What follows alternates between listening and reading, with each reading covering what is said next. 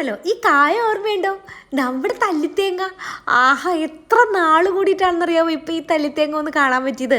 പണ്ട് എന്തോരാളെ ഇതിങ്ങനെ നമ്മൾ പൊട്ടിച്ച് പൊട്ടിച്ച് കഴിച്ചിട്ടുണ്ടാവുന്നത്. ഞാൻ കുറേ കഴിച്ചിട്ടുണ്ട് കേട്ടോ, എനിക്ക് ഇഷ്ടമായിരുന്നു. അതെ, കുറേ പേരൊക്കെ ബദാം എന്നൊക്കെ പറയുമായിരുന്നു കേട്ടോ അന്നൊക്കെ. നിങ്ങളുടെ നാട്ടിലങ്ങനെ പറയുമായിരുന്നോ?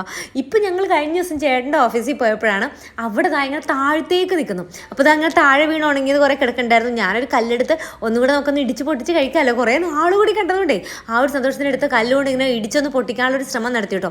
കുറേ നേരം ഞാനായിരുന്നു കുത്തി നോക്കി, പക്ഷെ തല്ലിത്തേങ്ങയെ തോപ്പിക്കാനായിട്ട് ആ കല്ലിന് കഴിഞ്ഞില്ല എന്നുള്ളതാണ് കേട്ടോ.